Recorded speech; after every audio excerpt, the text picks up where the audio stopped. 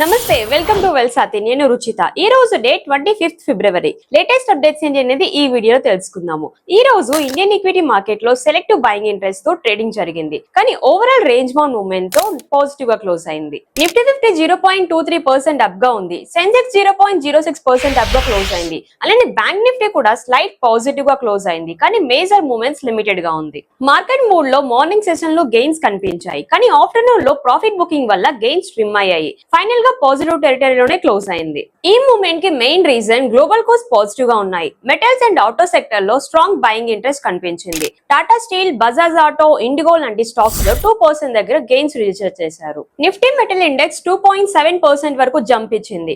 IT sector లో కూడా 1.57% వరకు రికవరీ కనిపించింది. ఓవరాల్ బయింగ్ ఇంట్రెస్ట్ సెలెక్టివ్ గా metals, auto and few IT stocks మీద ఉంది. వొలటాలిటీ లోగా ఉంది. Investors wait and watch mode లో ఉన్నారు, కానీ డిఐఏ స్ట్రాంగ్ సపోర్ట్ వల్ల మార్కెట్ నెగటివ్ కి వెళ్ళలేదు. ఈ ఫ్లోస్ వల్ల గ్లోబల్ రిస్క్ ఆఫ్ సెంటిమెంట్ ఉన్నా కూడా domestic institutions equity mutual funds లో స్ట్రాంగ్ కాన్ఫిడెన్స్ మెయింటైన్ చేశారు. డెప్ట్ ఫండ్స్ లో స్టెబిలిటీ కనిపించింది. గోల్డ్ ఎలకేషన్ కూడా ఇంక్రీజ్ అవుతుంది. కరెన్సీ మార్కెట్ లో యూఎస్డీ ఐఎన్ఆర్ 90.94 లెవెల్స్ దగ్గర క్లోజ్ అయింది. డాలర్ ఇండెక్స్ స్ట్రెంత్ వల్ల రూపీ మార్జినల్ గా వీకెన్ అయ్యింది, కానీ మేజర్ ఫాల్ లేదు. ఈ రూపీ మూవ్మెంట్ కి capital flows, bond deals and global dollar demand main reasons.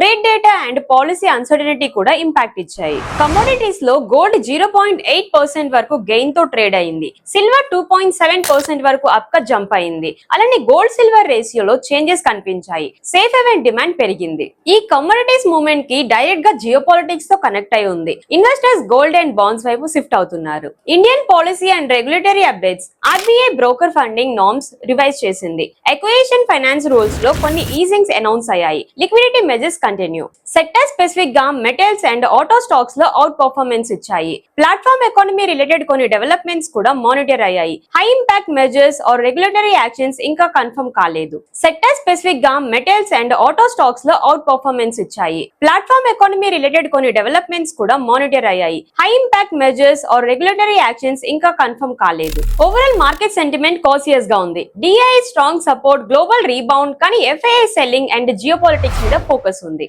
Investors gold, communities and selective equity sector మీద వాచ్ చేయాల్సి ఉంది. మ్యూచువల్ ఫండ్స్ లో సిస్టమేటిక్ ఇన్వెస్ట్మెంట్స్ కంటిన్యూ చేయాల్సి ఉంది. స్టే ట్యూన్డ్ టు వెల్సాతి for more updates. Thank you. Mutual funds investments are subjected to market risk. Read all scheme related documents carefully before investing.